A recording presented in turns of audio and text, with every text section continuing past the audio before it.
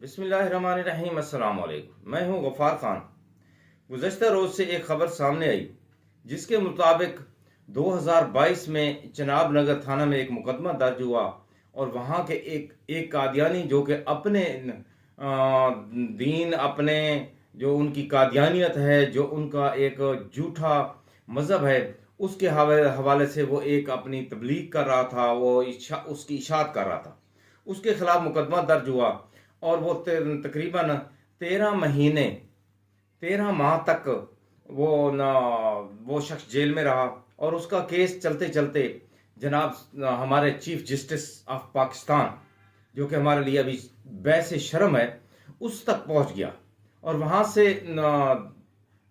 जनाब जस्टिस मुशर्रत हलाली साहबा और चीफ जस्टिस ऑफ पाकिस्तान फैज़ ईसा साहब ने उसको समाअत किया।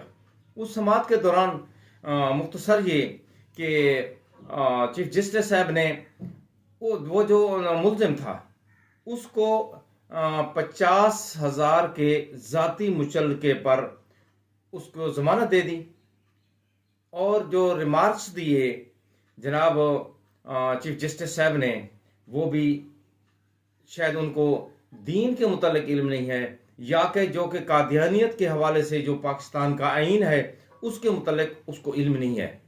तो उसने कुरान पाक के तौहीन और इशाअत के हवाले से जो न ये न कादियानी अपने मज़हब की, अपने कुफर की जो इशाअत करते हैं, उसके हवाले से दफ़ा थी, उसको हज़फ करने का हुक्म दिया। ये पाकिस्तानियों के लिए, आम से मुसलमान के लिए जो इतना पढ़ा लिखा भी नहीं है, जो इतना ज़्यादा नहीं जानता, उसके लिए तो ये किसी सूरत भी काबिल कबूल नहीं है। हमारे सामने है कि अगर किसी ने तौहीने कुरान किया, तौबा नौज़ुबिल्लाह, तौहीने रिसालत की, तो उसका इंतकाम किसने लिया?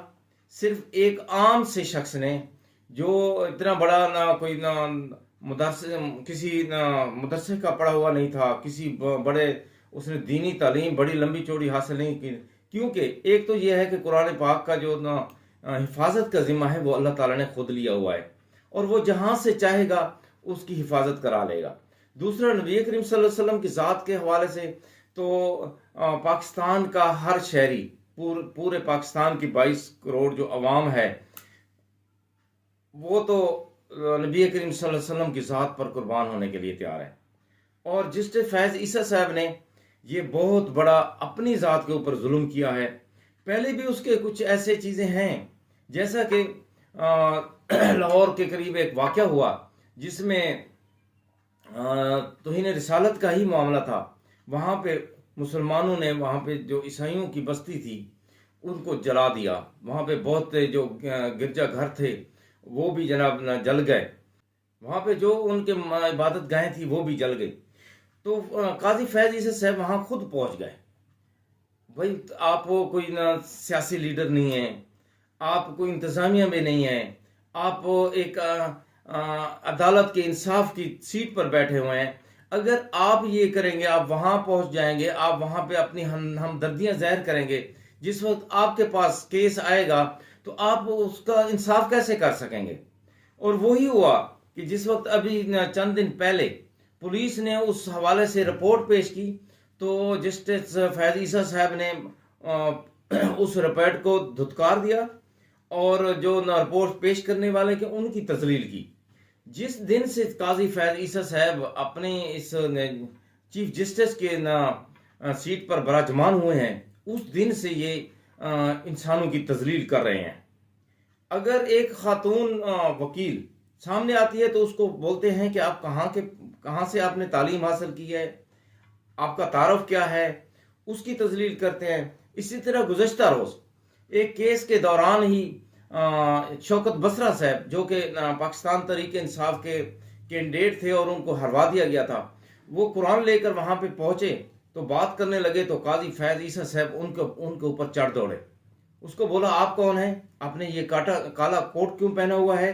आप आ क्यों गए हैं? आप इसमें वो जो पिटीशन थी जिसमें الیکشن کو کالعدم قرار دینے کے لیے دائر کی گئی تھی، اس نے کہا کہ اس میں آپ شامل ہیں، اس کو بٹھا دیا، پھر دوبارہ پھر بلا لیا، پھر اس سے پوچھا، پھر دوبارہ بٹھا دیا، پھر اس کو کہا کہ آپ گرفتار ہونا چاہتے ہیں، پھر کہا کہ اگر آپ کا اس کا کیس سے کوئی تعلق نہیں ہے تو آپ اس میں شامل کیوں ہوئے ہیں؟ تو یہ تو ان کی ہے صورتحال کہ بھئی اگر کوئی دوسرا کیس چل رہا ہے، اس میں اگر کوئی آ گیا ہے، آپ انسانیت کے ناطے اس کی بات سن لیں، اس کو بٹھا دیں کہ آپ کی بات بعد میں سن لیتے ہیں۔ تو یہ آپ کو کس نے اختیار دیا ہے کہ اگر آپ ایک ضمانت کے کیس کی سماعت کر رہے ہیں تو اس کی ضمانت کے کیس کی سماعت کریں، آپ کو جو دفعات ہیں اس کو حذف کرنے کا اختیار کس نے دیا ہے؟ پھر یہ تو کسی طرح یہ اختیار ہو بھی نہیں سکتا آپ کو کہ یہ ایک قانون بنا ہے، اس میں لوگوں کی قربانیاں ہیں، اور جو قادیانیت ہے وہ واضح طور پہ پاکستان کے قانون کے مطابق وہ کافر ہیں۔ ان کو اپنے یا تو وہ اپنے آپ کو جیسے عیسائی ہیں، ہندو ہیں، سکھ ہیں، یا تو وہ آپ کو اس قسم کا کوئی ایسا کوئی گروہ جو ہے وہ اپنا غیر بنا لیں، وہ یعنی کہ غیر مسلم کوئی گروہ بنا لیں۔ اگر وہ نہیں ہے تو پھر وہ آپ خود کو مسلمان کہیں اور مسلمان بن کر وہ تبلیغ کریں، تو اس میں پاکستان کے قانون میں ان کو اجازت نہیں دی گئی۔ میں پہلی بار دیکھ رہا ہوں کہ مولانا فضل الرحمان نے کسی اہم معاملے پہ، جو مذہبی معاملہ ہے، جس کا وہ خود کو ٹھیکیدار بھی سمجھتا ہے، تو اس نے ایک سٹینڈ لیا ہے، اور میں اپریشیٹ کرتا ہوں مولانا فضل الرحمان صاحب کو کہ انہوں نے جناب بروز جمعہ علماء کو، خطباء کو انہوں نے کہا ہے کہ وہ اس کے خلاف آواز اٹھائیں۔ اور اسی طرح میں پیر محمد افضل قادری صاحب کو بھی اپریشیٹ کرتا ہوں کہ انہوں نے بھی بروز جمعہ یوم ختم نبوت منانے کا اعلان کیا ہے، کیونکہ جو ختم نبوت ہے ہمارے دین ایمان کا حصہ ہے، اور اس سے کوئی بھی مسلمان آگے پیچھے نہیں ہو سکتا۔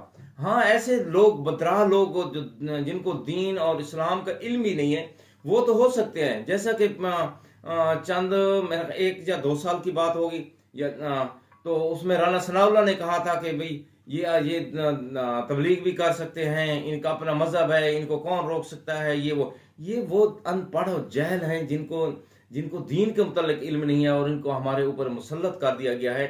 تو میں جناب چیف جسٹس فیض عیسیٰ صاحب کے اسلامی دفعات کے حوالے سے، ان کو حذف کرنے کے حوالے سے میں شدید ترین مذمت کرتا ہوں، اور میں چاہوں گا، میں مطالبہ کرتا ہوں کہ چیف جسٹس صاحب کو چاہیے کہ وہ ریویو میں اس کو لے کے کیس جائے، اور اس کے بعد یہ اپنا فیصلہ واپس لیں۔ اگر انہوں نے نہ لیا تو یہ قوم بہت جذباتی ہے اپنے ایمان کے حوالے سے، یہ بہت جذباتی ہے اپنے قرآن پاک کی عزت کے حوالے سے، یہ قوم جذباتی ہے نبی کریم صلی اللہ علیہ وسلم کی ذات و ناموس کے حوالے سے۔ تو پھر نہیں کہنا کہ یہ شدت پسند ہیں۔ تو یہ بہت بڑا غلط قدم اٹھایا ہے۔ فیض عیسیٰ کو اللہ تعالیٰ سے توبہ کرتے ہوئے فوری طور پہ اس کیس کو، اس جو اپنا اس نے کیا ہے، اس کو جس طریقے سے قانونی رنگ میں لے کے جانا ہے، اس کو جو فیصلہ لیے اس کو واپس لیں۔ اور ایک بار پھر مولانا فضل الرحمان صاحب کا شکریہ ادا کرتا ہوں کہ انہوں نے آواز اٹھائی ہے، اور یہ ہمارے ایمان کا حصہ ہے۔ بہت شکریہ۔ السلام علیکم۔